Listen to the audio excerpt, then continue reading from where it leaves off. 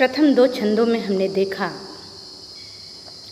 कि राधिका जैसे ही प्रातःकाल की पवन उनके घर में प्रविष्ट होती है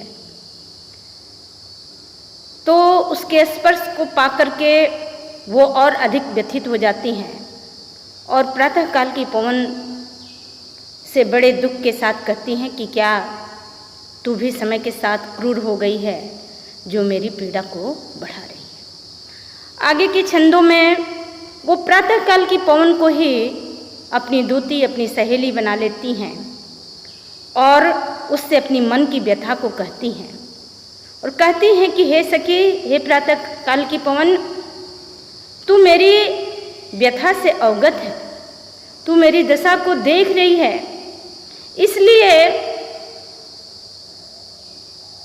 मैं तुझे ही अपनी दूतिका, अपनी संदेशवाहिका बना करके कृष्ण के पास भेज रही हूँ कि तुम यहाँ से मेरे प्रिय श्री कृष्ण के पास मथुरा जाओ और मेरी सारी व्यथा उनको बताओ। राधिका अपनी दशा के बारे में प्रातःकाल की पवन से बता रही हैं कि मैं क्यों इतनी व्यथित हूँ। इन आगे के दो छंदों में हम देखेंगे कि वो कहती हैं कि मेरे प्यारे नौ जलद से कंज से नेत्र वाले, जाके आए न मधुवन से और न भेजा संदेशा, मैं रो रो के प्रिय विरह से बावली हो रही हूँ, जाके मेरी सब दुख कथा श्याम को तू सुना दे। कहती हैं कि हे प्रातःकाल की पवन, मेरे प्रिय श्री कृष्ण नौ जलद से, जिनका वर्ण जो है नए बादल के समान है, जलद यानी बादल की नए नए बादल के समान श्यामल वर्ण का है, कंज से नेत्र वाले, जिनके नेत्र कंज के समान, कंज यानी कमल। देखिए यहाँ पर नौ जलद से कंज से नेत्र वाले, इन दोनों में ही उपमा अलंकार है।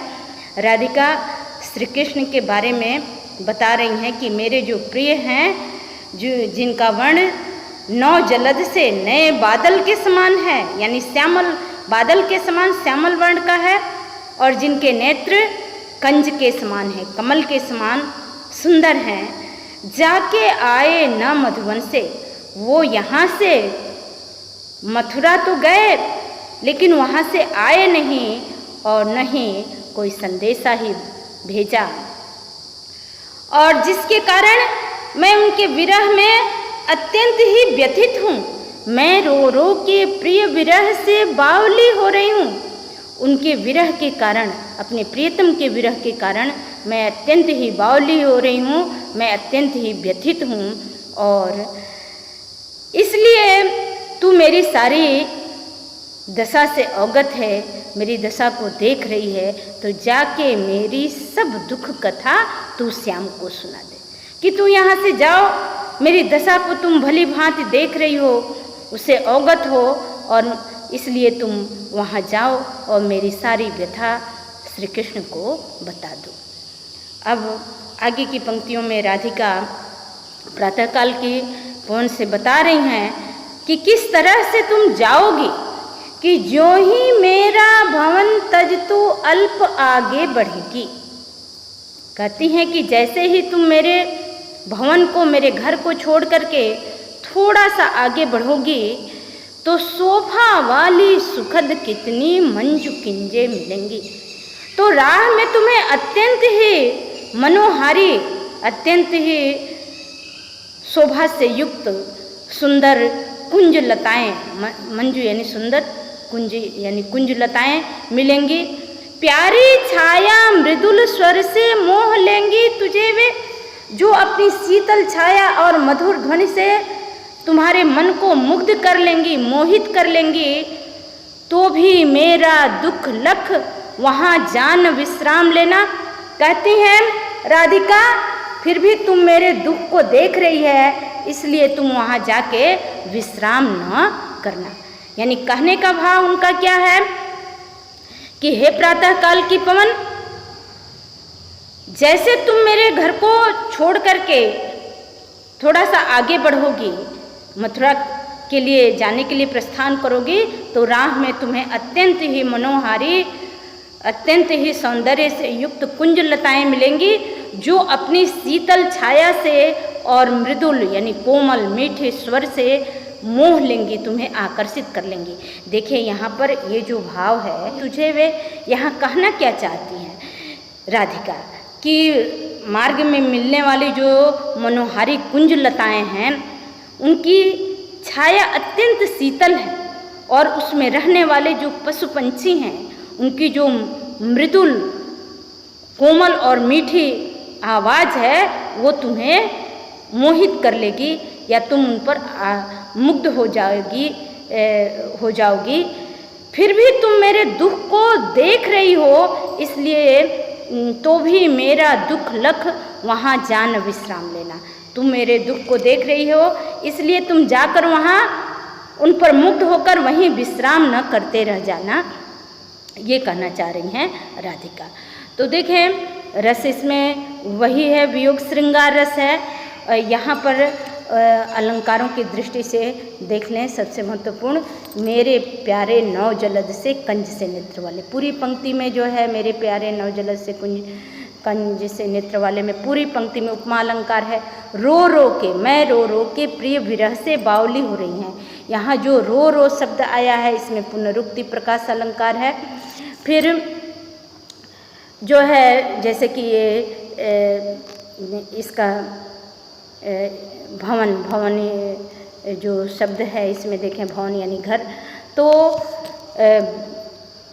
मानवीकरण अलंकार है, उपमा अलंकार है, पुनरुक्ति प्रकाश है, अनुप्रास अलंकार है, अभिधा शब्द शक्तियाँ हैं और माधुर्य गुण है। अब मान लीजिए इसमें इन्हीं सबसे संबंधित प्रश्न पूछे जाएंगे कि मान लीजिए ऊपर की पंक्ति दे दी गई, इसमें अलंकार बताइए, तो इसमें अलंकार हो गया जो है उपमा अलंकार। इसी तरह से रस, जैसा कि विरह प्रधान है, इसलिए जो है वियोग श्रृंगार रस है। अब मान लीजिए नीचे की पंक्तियां हैं, इस पंक्ति का पूछ लिया गया कि प्यारी छाया मृदुल स्वर से मोह लेंगी तुझे वे। इसमें कवि क्या कहना चाहता है, या इसके माध्यम से राधिका क्या कहना चाहती हैं इस पंक्ति में, इसका भाव हुआ कि राधिका ये कहना चाहती हैं कि मार्ग में तुम्हें अनेक मनोहारी और शोभा से युक्त कुंज लताएं मिलेंगी, जिसकी शीतल छाया और उस कुंज लताओं में रहने वाले पशु पंछियों की जो मृदुल कोमल और मीठे स्वर हैं, वो तुम्हें मुग्ध कर लेंगी। तो इस तरह के प्रश्न बनेंगे। और अगले जैसा कि दो प्रश्न तो हमेशा ही पूछे जाते हैं, किसी भी पंक्ति की व्याख्या और इसके शीर्षक से संबंधित। शीर्षक इसका जो पवनद्योति का कवि का नाम है अयोध्या सिंह उपाध्याय हरिऔध। अब आगे के छंदों को 4 छंदों में हमने देखा कि राधिका प्रातःकाल की पवन को ही अपनी दूतिका बना लेती हैं और उससे कहती हैं कि हे प्रातःकाल की पवन, हे सखी, तुम यहाँ से मथुरा जाओ, मेरी व्यथा को तुम देख रही हो, इसलिए सारी व्यथा तुम कृष्ण को जाकर के बता दो। इसी क्रम में वे आगे उससे बताती हैं कि किस तरह से तुम्हें जाना है, मार्ग में तुम्हें क्या क्या चीज़ें मिलेंगी। इसी क्रम में वो बता रही हैं, आगे के छंद में हम देखेंगे कि थोड़ा आगे सरस रव का धाम सतपुष्प वाला, अच्छे अच्छे बहुद्रुम लतामान सौंदर्यशाली, प्यारा वृंदा विपिन मन को मुग्धकारी मिलेगा, आना जाना इस विपिन से मुह्यमाना न होना। कहती हैं राधिका कि हे प्रातःकाल की पवन, जैसे ही तुम मेरे घर को छोड़ करके आगे जाओगी, तो थोड़ा आगे जाने पर तुम्हें अत्यंत ही रमणीय, अत्यंत ही सुंदर स्थल वृंदावन मिलेगा कि सरस रव का धाम सतपुष्प वाला, जो सुंदर पुष्पों का धाम है। घर है। ऐसा सुंदर पुष्पों से युक्त स्थल अर्थात वृंदावन मिलेगा कि अच्छे अच्छे बहुद्रुम लतावान सौंदर्यशाली, जिसमें अत्यंत ही सुंदर सुंदर वृक्ष लताएं तुम्हें दिखाई देंगे, या जिस वृंदावन में अत्यंत सुंदर पक्षी होंगे, अत्यंत सुंदर सुंदर द्रुम यानी वृक्ष मिलेंगे। प्यारा वृंदा विपिन मन को मुग्धकारी मिलेगा कि ऐसा सुंदर उपवन मिलेगा वृंदावन जो तुम्हारे मन को मुग्ध कर लेगा।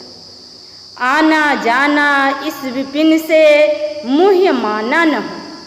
कहती हैं कि हे प्रातः काल की पवन, हे सखी, तुम्हारे आने जाने का क्रम इसी उपवन से होगा, यानी तुम्हारे आने जाने का जो रास्ता है ये उपवन ही है, वृंदावन ही है, जो बड़ा ही मनोहारी है, जो बड़ा ही आकर्षक है। फिर भी तुम इसकी सुंदरता पर मुग्ध न होना। तुम जितना शीघ्र हो सके मेरे संदेश को मेरे प्रिय तक पहुंचा दो और उनके संदेश को मुझ तक ला दो। ये कहना चाह रही हैं कि जैसे ही तुम मेरे घर को छोड़कर जाओगी, थोड़ा आगे सरसरव का धाम सतपुष्प वाला, यानी सुंदर पुष्पों का जो धाम है, वो सुंदर पुष्पों का धाम अर्थात वृंदावन तुमको दिखाई देगा या तुम्हें मिलेगा, और जिसमें अत्यंत सुंदर सुंदर वृक्ष लताएं हैं जो अपने सौंदर्य से तुम्हारे मन को मोह लेंगे, मुग्ध कर लेंगे।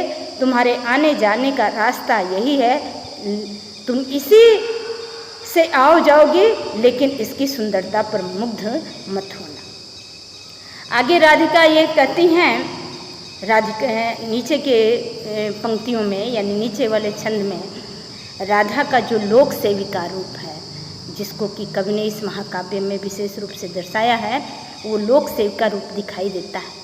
कहती हैं राधिका कि जाते जाते अगर पथ में क्लांत कोई दिखावे, तो जाके सनिकट उसकी क्लांतियों को मिटाना, धीरे धीरे परस करके गात उत्ताप खोना, सदगंधों से श्रमित जन को हर्षितों सावधान। देखिए, एक तरफ राधा जहाँ ये कहती हैं कि हे प्रातःकाल की पवन, तुम इस वृंदावन से होकर आना जाना, लेकिन उसकी सुंदरता पर मुग्ध न होना, वहाँ जाके विश्राम न करते रह जाना, क्योंकि मेरी विरह बहुत ही तीव्र है और तुम जितना शीघ्र हो सको उतना शीघ्र मेरे प्रिय से मेरी दशा को बता दो। तो वहीं दूसरी तरफ वो ये कह रही हैं कि अगर जाते जाते मार्ग में तुम्हें कोई जाते जाते अगर पथ में क्लांत कोई दिखावे, कि कोई थका हारा व्यक्ति दिखाई दे, तो तुम उसके निकट जाना, तो जाके सन्निकट उसके क्लांतियों को मिटाना। तो मार्ग में तुम्हें कोई थका हुआ कोई क्लांत व्यक्ति दिखाई दे तो तुम उसके निकट जाना, उसके समीप जाना और अपनी शीतलता और सुगंधि से उसके थकान को मिटाना, यानी उसको स्पर्श करके उसके थकान को मिटाना। धीरे धीरे परस करके गात उत्ताप खोना, गात यानी शरीर, कि तुम अपने शीतल स्पर्श से उसके शरीर को जो है उसके शरीर के ताप को मिटाना या उसके शरीर के थकान को मिटाना, और इस तरह से सदगंधों से श्रमित जन को हर्षितों से बनाना। और मार्ग में कोई श्रमिक जन हैं जो परिश्रम कर रहे हैं, कोई मजदूर व्यक्ति हैं जो परिश्रम कर रहे हैं, काम करते हुए दिखाई दे रहे हैं, तो अपनी शीतल और सुगंधित स्पर्श से उन्हें भी हर्षित करना, उन्हें भी प्रसन्नचित्त करना, आनंदित करना, अपने सुगंध से उन्हें भी हर्षित बनाना। तो देखिए राधिका का है यहाँ लोक सेविका रूप, यहाँ पर उनको अपने काम में देरी का कोई फिक्र नहीं है। वो ये कह रही हैं कि सबसे पहले इनकी थकान को मिटाना। अगर कोई मार्ग में थका हुआ व्यक्ति दिखाई दे रहा है तो उनके निकट जाके उनके थकान को मिटाना। कोई श्रमिक है, कोई मजदूर है जो कार्य कर रहा है, तो तुम उसके निकट जाना और अपने शीतल स्पर्श से उसके थकान को मिटाना, अपने सुगंध से उसे हर्षित बनाना। तो राधा का ये लोक सेविका रूप इसमें दिखाई देता है, जो कि कवि का प्रतिपाद्य है, यानी उन्होंने राधिका को एक लोक सेविका के रूप में इसमें प्रतिष्ठित किया है। तो रस की दृष्टि से इसमें भी वियोग श्रृंगार रस है। अब यहाँ पर जैसे अच्छे अच्छे जाते जाते शब्द है, पुनरुक्ति प्रकाश अलंकार है, मानवीकरण अलंकार है, अनुप्रास अलंकार है। कुछ कठिन शब्द हैं जैसे गात, गात यानी शरीर हो गया, गात का अर्थ होता है शरीर। फिर इसी तरह से जैसे कि एक क्लांत है, क्लांत यानी थका हुआ। उत्ताप, उत्ताप का अर्थ होता है गर्मी। श्रमित यानी थके हुए व्यक्ति, जो परिश्रम करते हुए जो थक गए हों ऐसे व्यक्ति। तो ये तो कठिन शब्द हो गया। और मंदाक्रांता छंद है, भाषा बिल्कुल शुद्ध साहित्यिक खड़ी बोली है।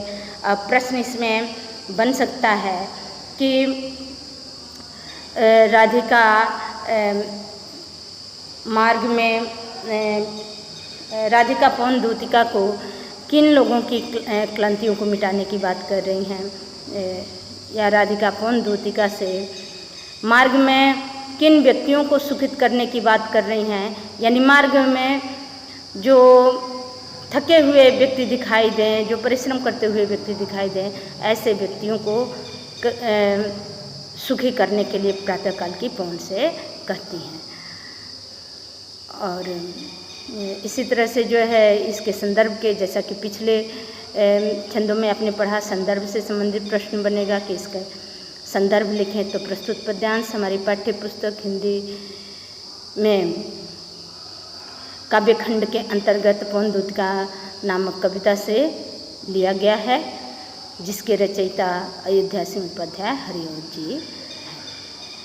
और फिर आगे के छंदों में हम देखेंगे। कल तक हमने 6 छंदों को पढ़ा, आज हम उसके आगे के छंदों को पढ़ेंगे। देखें, लज्जाशीला पथिक महिला जो कहीं दृष्टि आए, होने देना विकृत वसना तो न तू सुंदरी को, जो थोड़ी भी श्रमित वह हो गोद ले श्रांति खोना, होठों की और कमल मुख की म्लानताएं मिटाना। कोई क्लांता कृषक ललना खेत में जो दिखावे, धीरे धीरे परस उसकी क्लांतियों को मिटाना। जाता कोई जलद यदि हो व्योम में तो उसे ला, छाया द्वारा सुखित करना तप्त भूतामना को। देखें, कल हमने पढ़ा था कि कवि ने इस कविता में राधिका को एक लोक नायिका के रूप में, या यूँ कह लें लोक सेविका के रूप में दर्शाया है।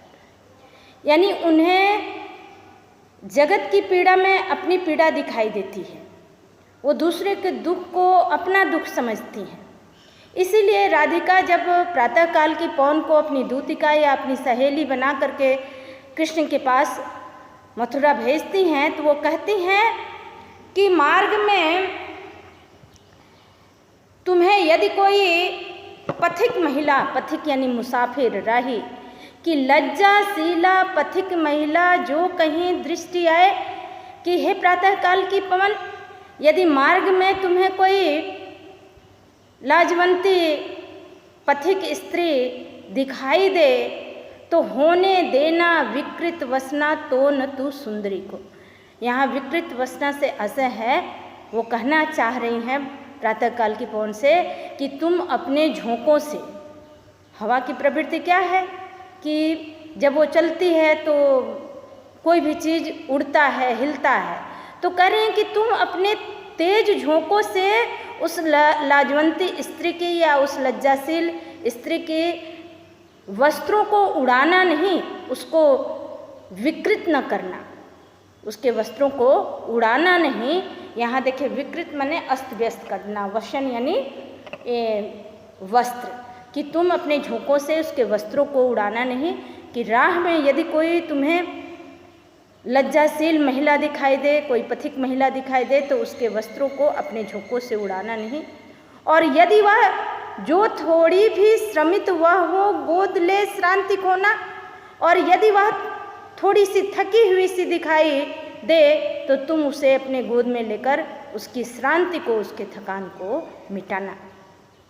और इस तरह होठों की और कमल मुख की म्लानताएं मिटाना, कि उसके जो अधर हैं वो थकान के कारण मुरझा गए हैं, तो तुम उसको अपनी गोद में लेकर के उसकी थकान को मिटाना और उसके अधरों की मुस्कुराहट को वापस करना, कमल मुख की म्लानताएं मिटाना। यहाँ कमल मुख यानी कमल के समान जो उसका मुख है, कोमल मुख है, कमलवत मुख वाली जो नायिका है, इस तरह से उसके थकान के कारण उसके चेहरे पर, उसके मुख पर जो म्लानता आ गई है, जो मलिनता आ गई है, उसकी मलिनता को मिटाना, उसके अधरों की मुस्कान को लौटाना।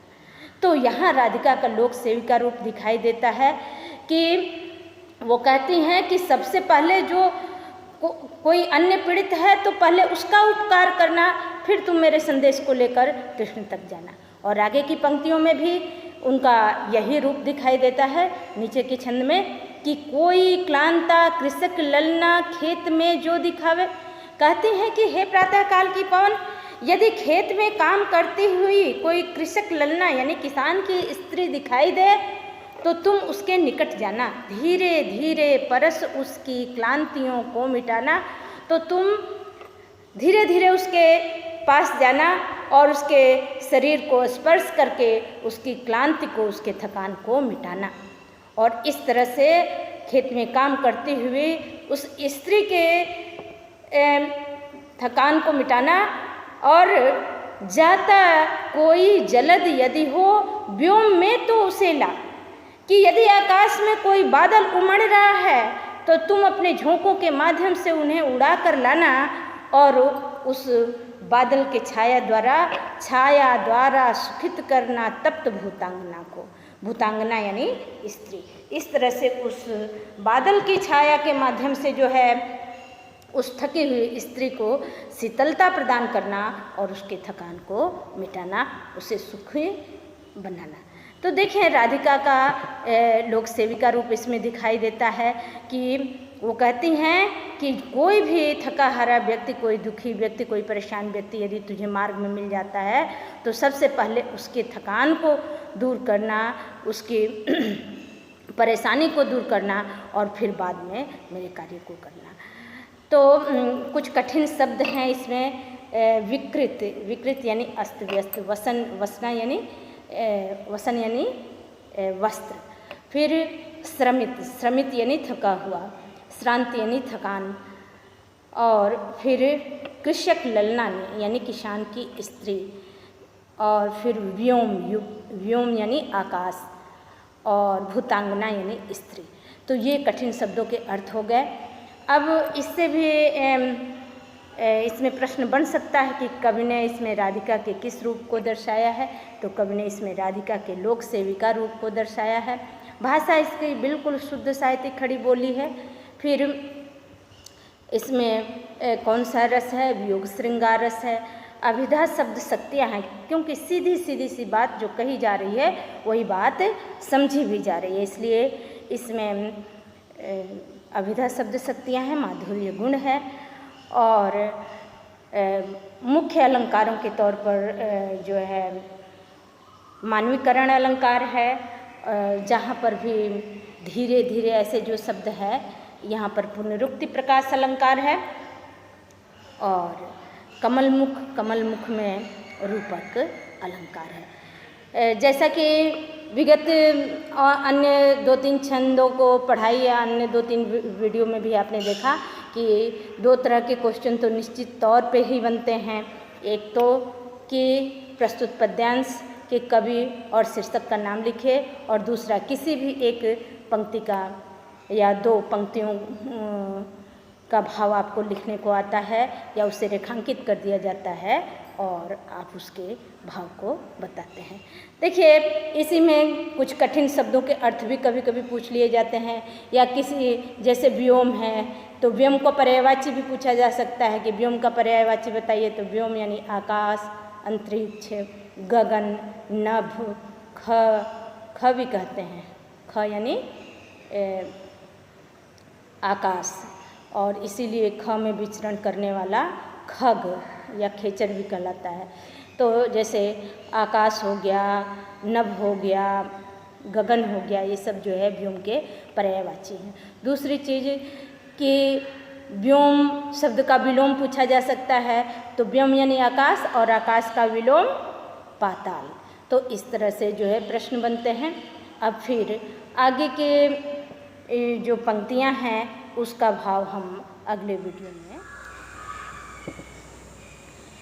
जाते जाते पहुँच मथुरा धाम में उत्सुका हो, न्यारी शोभा वर नगर की देखना मुग्ध होना, तू होवेगी चकित लख के मेरु से मंदिरों को, आभा वाले कलश जिनके दूसरे अर्क से हैं, देखे पूजा समय मथुरा मंदिरों मध्य जाना, नाना वाद्यों मधुर स्वर की मुग्धता को बढ़ाना, कीवा लेके रुचिर तरुके शब्दकारी फलों को, धीरे धीरे मधुर रव से मुग्ध हो बचाना। देखें, जैसा कि पिछले छंदों में हमने पढ़ा कि राधिका प्रातःकाल की पवन को अपनी दूतिका या अपनी सहेली बना करके श्री कृष्ण के पास मथुरा भेज रही हैं। उसी क्रम में राधिका कहती हैं कि हे प्रातःकाल की पवन, तुम जब मथुरा जाओगी तो मथुरा नगर इतना सुंदर है कि उसकी सुंदरता को देख करके, उसकी जो अद्भुत सुंदरता है, उसकी सुंदरता को देख करके तुम लालायित हो उठोगी या तुम्हारे अंदर उत्सुकता जागेगी। तो जब तुम्हारे अंदर ऐसे अद्भुत नगर की सुंदरता को देखने के लिए मन में उत्सुकता जागृत हो, तो तुम अपनी उत्सुकता को, अपनी लालसा को रोकना मत, बल्कि उस श्रेष्ठ नगर की सुंदरता को देखना। देखें, राधिका यहाँ पर मथुरा नगर की सुंदरता का वर्णन कर रही हैं। यानी राधिका के माध्यम से कवि ने मथुरा नगर की जो दिव्यता है, जो भव्यता है, उसकी सुंदरता का वर्णन किया है। तो कह रही हैं प्रातःकाल की पवन से कि तुम उस श्रेष्ठ नगर की सुंदरता को, उसकी भव्यता को देखना और अपनी लालसा को जो है उसे देख करके मिटाना। और आगे वो कहती हैं, तू होवेगी चकित लख के मेरु से मंदिरों को, कि तुम जो है उस मथुरा नगर में मेरु के समान, मेरु यानी पर्वत, मेरु के समान जो ऊंचे ऊंचे मंदिर हैं, उन मंदिरों की शोभा को देख करके आश्चर्यचकित हो जाओगी। यहाँ जो लखना शब्द आया है, लख यानी देखना, तो ऐसे ऊंचे ऊंचे मंदिरों को देख करके तुम आश्चर्यचकित हो जाओगी। और आभा वाले कलश जिनके दूसरे अर्क से हैं, जिन मंदिरों के ऊपर लगे हुए जो स्वर्ण कलश हैं, वो स्वर्ण कलश दूसरे सूर्य के समान चमकते हैं। देखिए, मंदिरों पर जो सोने के कलश लगाए गए रहते हैं, या आज भी जो मंदिर बनता है तो उसके ऊपर कलश लगाए जाते हैं। स्वर्ण कलश नहीं, पीतल तांबे या सोने के पानी चढ़ा हुआ कलई किया हुआ ही कलश लगाया जाता है। तो मंदिर निर्माण की ये शैली होती है। तो कह रही है कि वो जो मथुरा नगर में जो ऊंचे ऊंचे भव्य जो मंदिर हैं, उन मंदिरों के ऊपर लगे हुए जो स्वर्ण कलश हैं, उनकी आभा इस तरह से प्रस्फुटित होती है कि जैसे वो दूसरे सूर्य के समान दिखाई देते हैं। यहाँ सूर्य, अर्क का अर्थ होता है सूर्य, अर्क से यानी सूर्य के समान, मेरु से मंदिरों को यानी मेरु के समान, पर्वत के समान ऊंचे ऊंचे मंदिरों को। तो यहाँ पर दोनों ही जगह अलंकार है, उपमा अलंकार है। तो यहाँ पर मथुरा नगर की भव्यता और दिव्यता का वर्णन है। और वो दिव्य और भव्य इसलिए भी है कि राधा के प्रियतम श्री कृष्ण वहाँ निवास करते हैं। उनकी उपस्थिति ही दिव्यता को प्रमाणित करती है या दिव्यता को जन्म देती है। आगे कहती हैं, देखे पूजा समय मथुरा मंदिरों मध्य जाना। कहती हैं कि हे प्रातः काल की पवन, तुम पूजा के समय अर्थात प्रातः और संध्या काल जब पूजा अर्चना की जाती है मंदिरों में, तब तुम मथुरा के मंदिरों में प्रविष्ट हो जाना और नाना वाद्यों मधुर स्वर की मुग्धता को बढ़ाना। और उन मंदिरों में रखे हुए जो वाद्य यंत्र हैं, पूजा के समय में अनेक प्रकार के वाद्य यंत्र बजाए जाते हैं, तो उन वाद्य यंत्रों में प्रविष्ट होकर के उसकी स्वर की मधुरता को और अधिक बढ़ा देना। कीवा लेके रुचिर तरुके शब्दकारी फलों को, या अपने रुचि के अनुसार किसी वृक्ष के शब्द रूपी फलों के स्वर को सुन करके मुग्ध होना और अपने इस मधुर स्वर से उसका भी साथ देना। यानी कोई शब्दकारी फल हो तो अपने रुचि अनुसार किसी शब्दकारी फलों के शब्द में तुम भी अपना स्वर मिलाना और इस तरह से उसकी मधुरता को बढ़ाना। यानी पूजा के समय मथुरा के मंदिरों में प्रविष्ट होकर के उसमें रखे हुए वाद्य यंत्रों या शब्दकारी फलों की मधुर स्वर के साथ तुम भी जो है मिल जाना और उसकी मधुरता को और अधिक बढ़ा देना। तो इसमें मथुरा नगर की भव्यता, दिव्यता, उसकी सुंदरता का वर्णन किया गया है, इसलिए रस की दृष्टि से शांत रस है। छंद मंदाक्रांता छंद है। मैंने बताया था कि संपूर्ण ये जो कविता है पवन दूतिका, ये पूरा जो है मंदाक्रांता छंद में लिखा गया है। प्रबंधात्मक शैली है, जहाँ पर भी जो है मेरु से मंदिर है, अर्क हैं, इसमें उपमा अलंकार है, अनुप्रास है, मानवीकरण है, और धीरे धीरे जो शब्द आया है पुनरुक्ति प्रकाश अलंकार है, अभिधा शब्द शक्तियाँ हैं, माधुर्य गुण है। अब इन्हीं से रिलेटेड प्रश्न पूछे जाएंगे, तो जो भी प्रश्न पूछा जाएगा आप बता लेंगे। रस पूछता है तो शांत रस हो गया, छंद मंदाक्रांता हो गया, और एक प्रश्न की कोई भी पंक्ति अंडरलाइन कर दिया गया और अर्थ पूछने, जैसे मान लीजिए यही तू होएगी चकित लग के मेरु से मंदिरों को, ये दो पंक्तियाँ आभा वाले कलश जिनके दूसरे अर्क से हैं। यानी राधिका बताना चाहती हैं कि मथुरा नगर में जो ऊंचे ऊंचे मंदिर हैं पर्वत के समान, ऐसे ऊंचे ऊंचे मंदिरों को देख करके तुम आश्चर्यचकित हो जाओगी, जिनके ऊपर लगे हुए जो स्वर्ण कलश हैं वो दूसरे सूर्य के समान दिखाई देते हैं। तो इस तरह के प्रश्न पूछे जाते हैं। एक प्रश्न इसके संदर्भ से संबंधित होता है। मैं प्रत्येक वीडियो में ये बताई हूँ, उसी तरह से आप लिखेंगे। अब फिर आगे के छंदों को हम देखेंगे। धन्यवाद।